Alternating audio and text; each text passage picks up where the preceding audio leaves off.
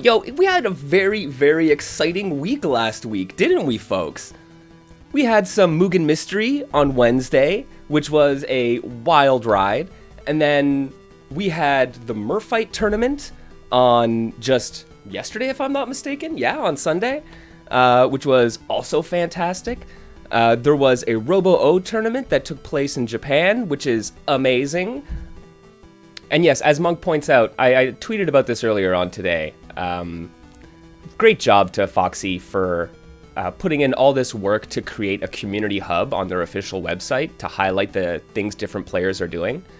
And yeah, it's really amazing. It helps build the community, and it really is setting an example for other developers. So congratulations on that.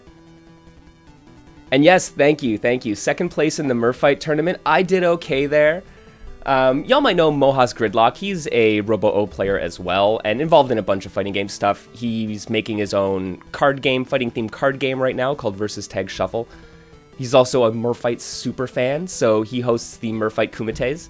And so we had the second one just yesterday, and it was great, honestly. The Murfight game is coming along so well. The Kickstarter has been funded for all the voice work now. Matrified Games is putting in a ton of work into it, and it's starting to get really, really polished, and it's showing. So, it was great to get so many players. We had 9 players in the bracket. So we had a full, double elimination tournament. We got to showcase a bunch of different players and their different play styles, some interesting character choices, some players playing these characters in different ways. It was really good. But what else did we have, man? Yeah, that's right. Mugen Mystery. I decided to host my first tournament officially on my stream, on my channels and such like that. So, for those of you who don't know, I'm Mr. MKL. I've been involved in the Toronto fighting game community for a long while now, over a decade. Mostly as a player. But, over the years, I've helped out with running brackets at, locals and monthlies and majors and such in the area. I've become really close friends with one of the big tournament organizers, Toronto Top Tiers. Know a lot of folks from there. They're great people. They put on great events. And they taught me a lot about, running tournaments and such. So after I had learned a bit and I got really into Fantasy Strike, I wanted to bring Fantasy Strike to the Toronto Top Tiers weeklies. So that's what I did. I just brought the game out. I got a couple stations set up, and we had great success with it. The local community picked it up. Toronto Top Tiers was a huge support, and they were streaming it. Foxy saying they want to visit Canada, and we want you to visit Canada. We actually had an American player come out from Chicago, I believe, to compete in one of our monthly events for Fantasy Strike. We were one of the only places really running in-person Fantasy Strike tournaments on a regular. So I did my best to kind of help cultivate that scene. And I've been working with Toronto Top Tiers running all of the online Fantasy Strike events since 2019, right? Basically, doing the offline and online stuff. So I figured it was time, though. I've been getting into all of these niche fighting game things. I've been doing my own streams now. I'm building a lovely community with you folks. And I was like, dang, I wanna bring these people together and play games with these folks from, wide and far and wide, as they say. I wanted to get a sense of what would bring you. I mean, the way that we interact with fighting games in the FGC is largely around our weeklies and our tournaments. I wanted, how do we bring people into that? Because there can be a real big barrier to entry. There's a big hurdle for players to get over in order to actually get into a tournament, to bring themselves to sign up and compete and pit themselves against other people and risk losing. So I was talking with Punk Monk about what is a good way that is a low-stakes way that we can kind of introduce people to this and we can get them in. And the idea of the mystery tournament came up. And I think that's a perfect way. Mystery tournaments, for those of you who don't know, they are events that feature every round of the bracket in the tournament features a different game. And you don't know what games are going to be there when you go into it. So everyone is kind of on the same, we don't know, playing field, right? You might have played a bit, you might have played none at all. And you got to try to figure out this game as soon as possible and find the best strategy, the easiest strategy that is the most effective as quickly as possible in order to win. It's really interesting, but if you lose, who cares? You didn't even know what game it was. Yeah, it's a great low-stakes way to get players into it. And I think people really responded to it, where they were like, dang, I can hop in there and, get some games on and not have to worry about, being, super salty because I practiced, and I went up against the best guy in the game who's had, years of experience. No, none of that. Everyone kind of gets thrown into the mix and you hope for the best, right? So I was super happy. My whole thing is I got this little vibe going here where we're hanging out in the digital basement. That's kind of the feeling that I want. I wanted to bring that to the tournaments as well. And I think, the kind of idea of, kick up your shoes, put your feet up. I want people to do that in my stream, and I want people to be able to do that when they're competing as well and playing these games. So that was kind of my goal, and I think it was a huge success. And thanks in no small part to all of you folks for joining. Thank you, Foxy. I really appreciate that. Like I said, talking to Monk about this, the mystery format, like he says there, it really made it feel like low-stakes fun, and that's important. So I'm really happy that I was able to provide that kind of experience, and I want to provide more of it. Right? Not only in a mystery format with Mugen games, which can be super wild, but maybe some more grounded stuff. We'll have some stuff to look forward to. We're working on a Robo-O tournament, actually, that is going to happen on December 8th at 6 p.m.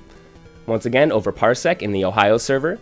Y'all need to check out my Twitter for all the info on that. Monk's saying that mission accomplished. They went 0-2 and they were beaming about it. Which, hey, that's honestly, that's the hugest compliment. If you can go 0-2 in a tournament and have a blast and smile the whole time, I think the organizers kind of done their job. So yeah, we had some wild games in Mugen Mystery. One of the comments I kind of heard from players was that they were really pleased that I chose not completely broken, degenerate games, right? They weren't horrible kusuge. They were, relatively well formed. We started off with probably the wildest of them, which was Saturday Morning Mayhem, which is a bunch of cartoon characters. I think Peter's blocking animation is to hold his stomach up. Yeah, it looks like he just reinforces the stomach. That's awesome. Yeah, there's so much room for creativity in these games, man. Like, you could literally do whatever silly thing comes to mind. Dude, did you see that counter super? Yes, that was awesome. That was godlike. That was clutch. That was clutch. We had just amazing takes. We had Sakura Clash, which is a Neo Geo Pocket Fighter style game. Gets over the fireball, gets kicked out of the corner. Oh, wow. Rolling through the EX Fireball, though. Yeah, really. Up. Oh. Yeah, you see Home realize that there's the dodge button, realize it's an SNK game, and you can roll through stuff. Oh, okay. Is that, universal in a lot SNK? Yeah. Oh, emergency dodge? Yo, we got an alpha counter? We had Marvel vs. style games. Ooh, nice combo. Rounds them. Think you could dash forward and pick up after that, the way it bounced. It looked like that. Ooh, launcher into the cards. That's great. Okay. Raw super. Trying to dash forward punish. I respect it. Mm-hmm. The ground bounce? I think he heard you. Oh, wow. I think they were listening. Oh, and that's going to be it for that. We had retro fighter style games like Teenage Mutant Ninja Turtles Cross Justice League. Get out. Ooh, bow staff to get off me. Ooh, maybe could have gotten an anti-air off that, but who knows. Yep, spinning bird kick, very nice. Shredder's there you go.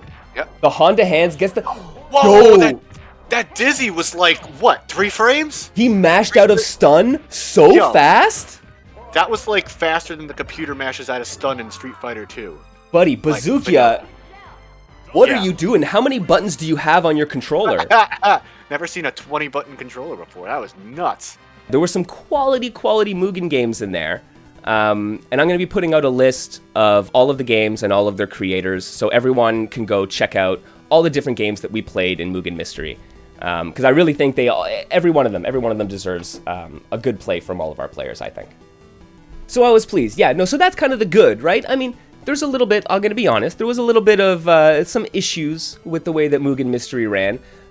Thinking about the internet aside, my internet had very big problems, and we had to actually delay the start of the tournament by an hour. Thankfully, all the players were okay with it, and all the viewers too. Y'all came back and watched, and it was great. So we had some issues there. I'm working on that. I need to contact my ISP and get my internet stabilized. But other than that, there were also some issues. There was a lot of downtime in the tournament, which I've been thinking about how to minimize. So I'm going to try to find a better setup for getting people in and out of the servers, as well as for getting them set up with their buttons. The button check process can take a long time over Parsec and in Mugen. So I need to kind of tighten that up, right? But I think I can do that. I think I can manage to do that. If I have to bring in some extra help from the outside, then so be it. if I just need to kind of optimize how I'm doing it and get more comfortable. But we're making strides, so I'm gonna improve on that as well. But I mean, overall, I would say like the response that I've gotten from the players has been super positive, and yeah, I think if we can try to do a bit more of this, right? I mean, maybe it'll be a slightly more competitive tournament, but the goal is always going to be to have fun playing with friends, and I mean that's going to be first and foremost my desire for hosting events and hosting these streams.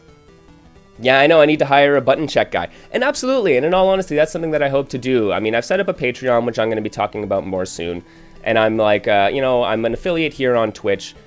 People can, contribute in various ways and help support me. And I mean, all the money that I make from doing my streaming and my videos goes right back into making more of it. So if that means I can hire a bracket runner, then amazing, I'm going to hire a bracket runner. If that means I can hire someone to help run the stream while I do more of the community management, then I'll do that, right? But that's all in due time. Once we get our kind of support system up and running, then we'll be good to go. But right now, just having the support of everyone joining us that is amazing. That is where we start, right?